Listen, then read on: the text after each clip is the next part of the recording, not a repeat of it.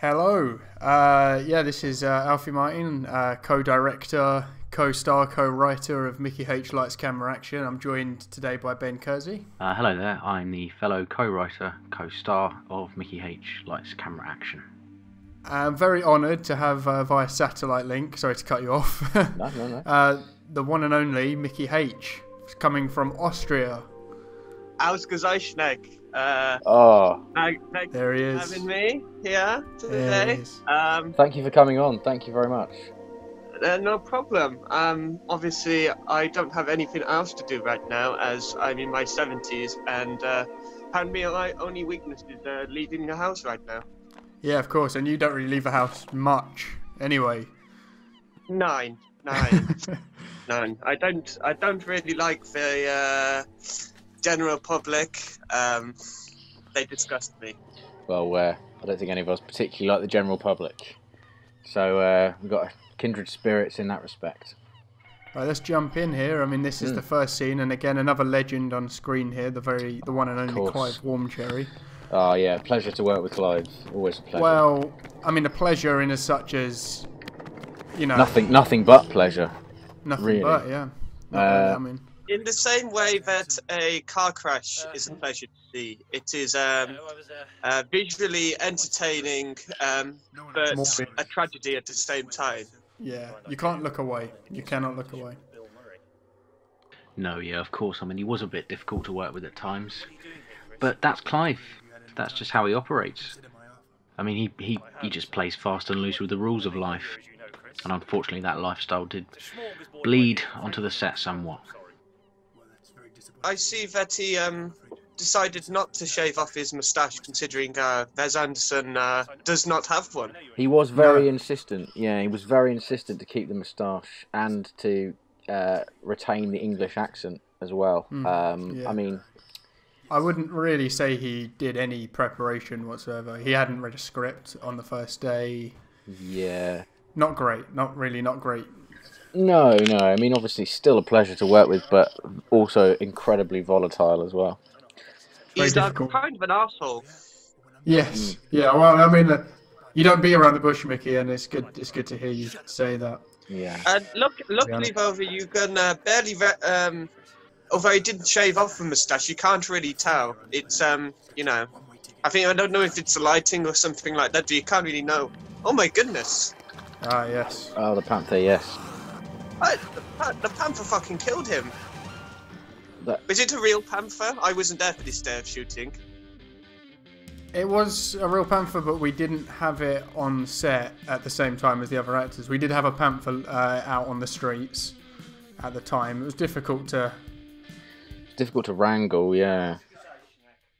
Another great day at the office for Mickey H. We have had to speak to the Humane Society for the American release because of the treatment of the animal, especially as the film goes on.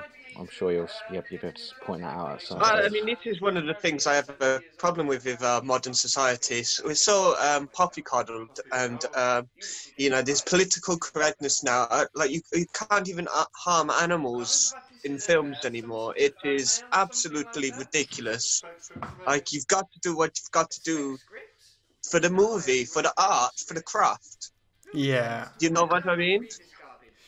Yeah, absolutely. I mean, Cannibal Holocaust took some risks, but it paid off. That's what I always say. Yeah, well, that was an instant success. My favourite comedy. Yeah.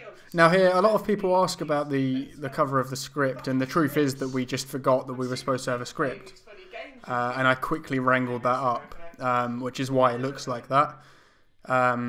It's not supposed to be funny, to be honest, and there's a lot of jokes about it, which I don't really appreciate. But anyone who does laugh, is missing the point of the film, really, I think. I think a lot of our sort of detractors.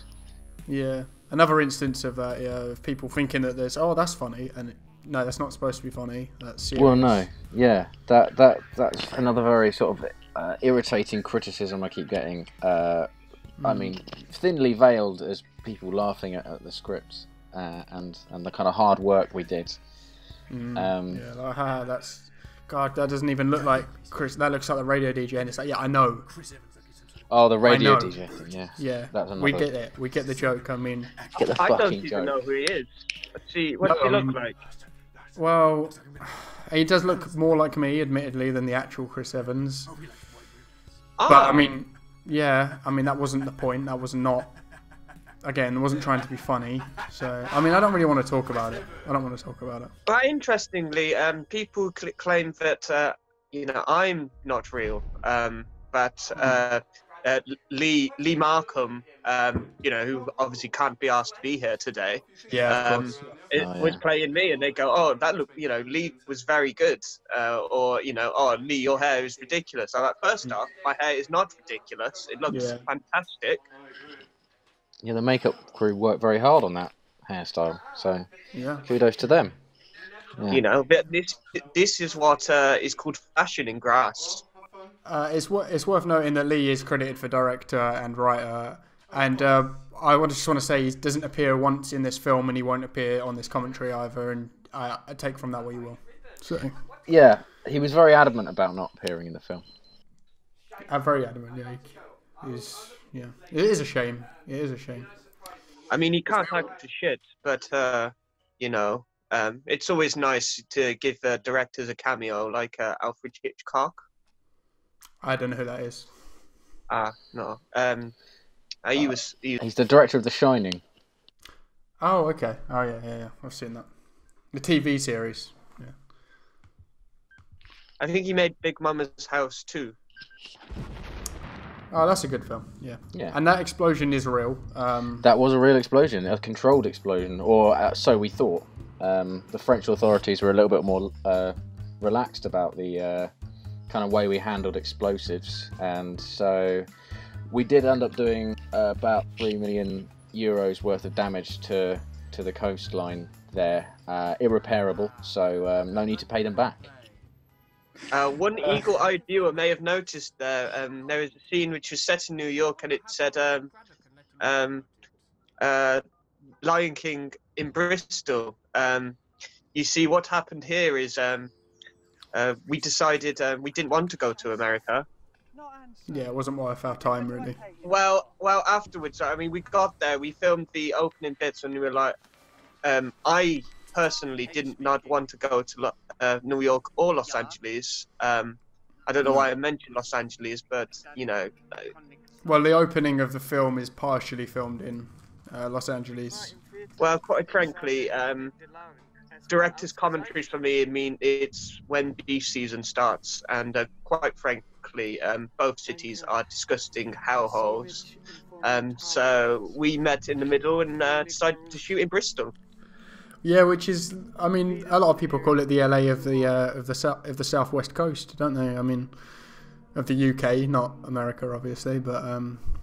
Of course, at first we wanted to shoot in Milton Keynes, the same way that Superman 4: A Quest for Peace was shot in Milton Keynes. Great film. Fantastic film. They said no. They did. Bristol didn't say yes either, actually. I don't know if you knew that, Mickey, but we did actually have to curb a lot of the rules to film in Bristol. Yeah, we had to lie a lot. I mean, funnily enough, I was just saying that Los Angeles and New York were very happy to accommodate us, and even gave us some quite healthy tax breaks, but legit insisted on filming in Bristol. Just to accommodate our star, really, Mickey as well. You know, we don't want to upset the talent, as it were. Well, of course, Mickey, you had some terms that in the end we were more than happy to honour. I just don't like the food in both of those places. I'm gonna miss you, my old friend. Now, this scene here, funny bit of trivia. The reason we extended this pouring wine scene is because we needed to hit the 30-minute mark, and we were struggling to find content, to be honest. So we continued to pour the wine here. Maybe it's probably quite obvious that continuity is maybe not that consistent, but we had to hit that mark. So you see there, I smell the glass after pouring the wine out. That is something that you do in Austria when you have a wine tasting, because you get the final notes of of the wine afterwards. I thought that was improv, Mickey. Very well done. No, it says, you know, I don't know what sort of wine that was, but the afternotes I got were rosemary. Great trivia. Now, you did all your own stunts, didn't you, Mickey? Yeah. Well, what's interesting here is these were just two people who went by and were making fun of us making the movie, and you guys decided to film it. Yeah, and we said to you beforehand, you know, hit them hard. Yeah. Hit them as hard as you can. Yeah. Absolutely no cuts there. There was a few cuts. The bit where you went a bit too far with the sticks, and we did have to paint out some of the blood afterwards to keep the 15 certificate. But apart from that, it is all 100% unedited there, which I think is quite noteworthy. And they were not happy. That was one of many legal issues there, legal hurdles with the film. Yeah, we've had a fair few of those, right up until quite recently, actually. I'd had a bad day, and you know, one of them got me the wrong coffee order, and you know, sometimes you have to pay a price. Yeah, exactly. Now here's your first appearance on screen, Ben. Yes, this was a pleasure to play Werner. I actually spent some time with Werner, I think 6 or 7 months, just kind of perfecting the mannerisms, and took a few photographs of the gentleman.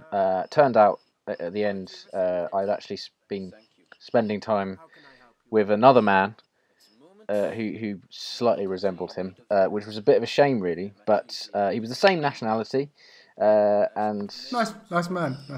Yeah. I mean, it was a bit of a hiccup, really. If I'm not mistaken, before this, weren't you a professional Werner Herzog impersonator? Because it was quite weird. Because I wanted to originally work with a real Werner Herzog, Yes. but came across you once again in Milton Keynes, and you know, the film capital of the world. Yes. And you were there doing Werner Herzog appearances at parties, and I was like, "Oh, Werner." And it wasn't until like we got to filming, you were like, "Oh, actually, my name is Ben." Yeah, I'm glad I convinced you, actually. And that was before I met who I thought was Werner as well, before I kind of honed the style down even further. So I'm glad that you had that feeling towards me, Mickey. That was really disgusting. That coffee there, that was actually incredibly disgusting. I don't think it was really coffee. It was something that the props department kind of conjured up. It was... It had, oh God, what was it? There was a lot of, I think, tarragon, and they got some puddle water from outside of the studio 3 Mills where we filmed it. They were not happy with you, Ben, and I think it's probably a lot to do with, your unreasonable requests. Quite frankly, I'm not really. That's what they said. That's not really what I said. Well, we've talked this we've talked this through now. So and this has all been cleared up. So but yeah, at the time I don't think they were very very pleased with me. They could have just given me some water. To be fair, this helped my performance. So you know, just fuck them, really. Sorry, I'm just remembering. That happened to them in the last clip. So you know. Yeah. Yeah. Obviously, our lawyers would say we should probably stop talking about this, but I won't be silenced. No, I think you're right to stand your ground on that, to be perfectly frank. We're in a lot of legal trouble anyway. Yeah, I've had enough of talking about them. Those guys are boring. Now, a lot of the reason that this is just one shot is because we forgot to film the other side, and I'll put my hands up and say that's my fault. We just filmed Lee, and I zoomed in. I got distracted. I said Lee, I meant Mickey, obviously. This pisses me off royally when people do this. I'm not Lee. I'm Mickey H. I'm a Palme d'Or winning director. I'm sorry. I'm sorry. Sorry, Mickey. Yeah, I'm sorry. We'll continue. We'll continue with the. That's just that's my bad. That's Look, I'm really sorry, Mickey. It's done now, isn't it? So, should we talk a little bit about the visual effects employed in this particular scene? Because we were very keen on having the plant in the background, and the problem was because of the sort of issues we've had with the props department, we were unable to source one. So I think that plant in the background That's all was fake. Yeah, that real. was a couple of million. That was a big, and it's big not shout convincing at all. I mean, if you look, it does not look good. No, yeah, I have had words with the digital effects house about that. Where it's clear, I can name them. I think. Yeah. And it was again another source of contention when making this. But whilst the end result wasn't entirely satisfactory, we met the release date. Yeah. Let's just shout out here a little minute for the great Alex Hunt, of course, who fantastic. Yes. He just transformative performance really. I mean, if you know Alex Hunt, excellent swimmer. Excellent swimmer, yeah. You and him would swim regularly, wouldn't you, in early mornings?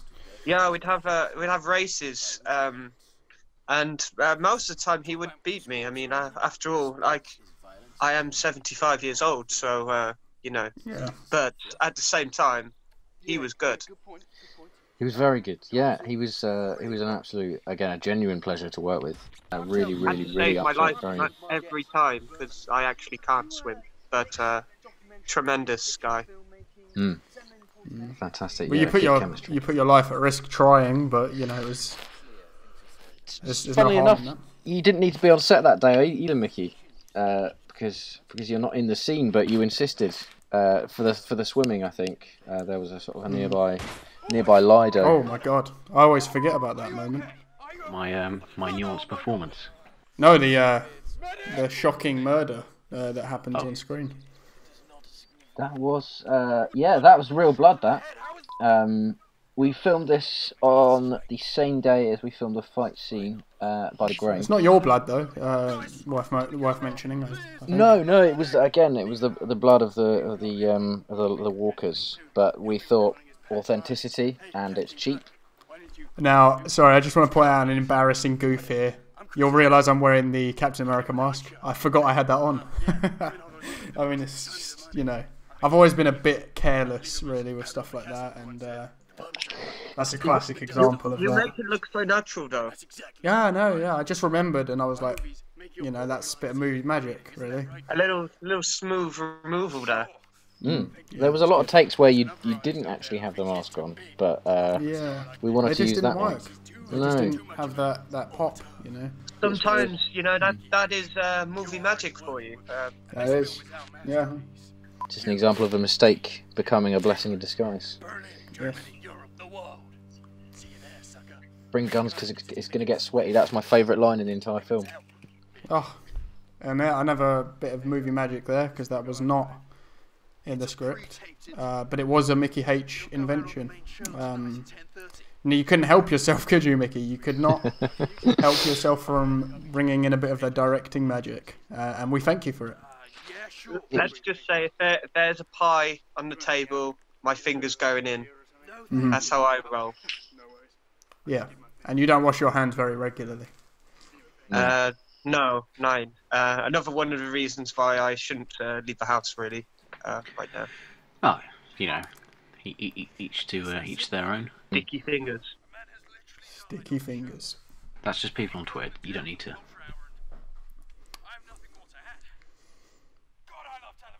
Now, this is an important scene to talk about, I think. Mickey, do you want to tell us what's happening here?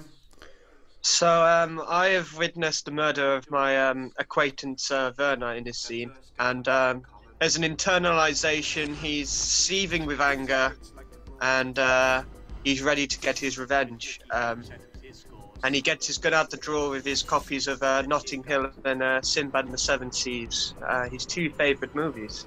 Fantastic. And my 2 favourite movies, actually. You brought a lot of yourself into the role. I mean, obviously, because you're playing yourself. One thing I always say, I'm 100% Mickey H, every time. I can only be me. Now, why don't you talk about why in this scene you're suddenly wearing a convincing wig, but a wig nonetheless? Oh yeah. Basically, that day, I just got my hair cut. Cut. I said, I basically went to the hairdressers and they gave me a perm, so it just looked completely inappropriate and completely ridiculous. And if there's something you know about Mickey H is he does not like his hair to look ridiculous, so big time. Now here's maybe the controversial No, this moment. has been it's an ongoing legal dispute, so we can't say too I much. don't regret it. I don't No. regret it. Although I'm in character here, this is not a faked reaction in any way. I was horrified by what I'd witnessed. Yeah. Yeah. But I mean, me personally, I don't know if like. Sometimes you just kill an animal. That's just what you do. Like, and it's this political correctness. Is really harming the viewing experience. I think for people. Because they can't. They are, oh my God! You killed the animal. It's like, no, yeah, that's it's art. I was surprised that you brought live ammunition to the set. Really? Kicking some ass now. Oh. Yeah. So this was a set. This is a set, yeah. This was a constructed set down again at 3 Mills in London, and I think it cost around 6 million, 7 million pounds. Someone said it was the most elaborate and most elaborate pointless set ever constructed. We even hired that dog walker as well. We hired a few. Yeah. $3,000 a day. There's a whole area of this set that you don't even see and never will because it was destroyed shortly afterwards. Yeah, we had to go back for reshoots in the forest that we sort of referenced when building the set. We spent 50,000 just on hiring people to bring their dogs for the day. That's right. And just let them walk about, and occasionally we pet them. I didn't shoot any dogs. I will say that just wild cats. That's right. Here's me dodging some bullets as well. And that's not sped up. I just want to point out that is not a sped up cartwheel. If anything, we slowed it down. Yeah. Yeah, of course. Oh, yeah, very good point, Alfie, actually. We do want to stress that was not sped up. Yeah. In fact, we think it might have been slowed down. And it's a real source of anxiety for me and everyone at Legit. It's annoying. Well, yeah, it is annoying. Thank you, Al. It is very annoying. It's very irritating. Yeah, I mean, when you wake up and you read your Twitter, all you want to do is get on with your fucking day, and you have to just stream through this thread of bullshit. It's political correctness gone mad, isn't it? Yeah. It is, Mickey. I think not. No, is it? No, it's not really politics. It's more opinion gone mad. Yeah.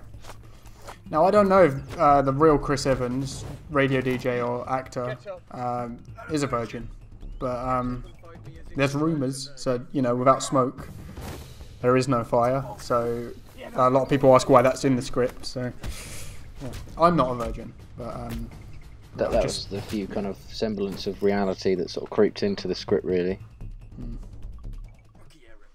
And I'm glad it's there because it really sort of it brings about a kind of a definite realism to the piece, which otherwise wouldn't have been present, and it really elevates the story, really. I think. Yeah, it's convincing. I really do believe that that is Chris Evans when I watch this film.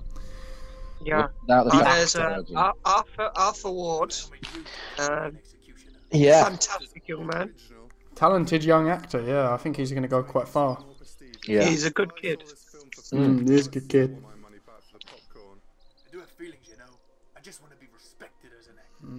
He did put quite a lot of money into the film as well. I mean, I hope he doesn't mind me saying that.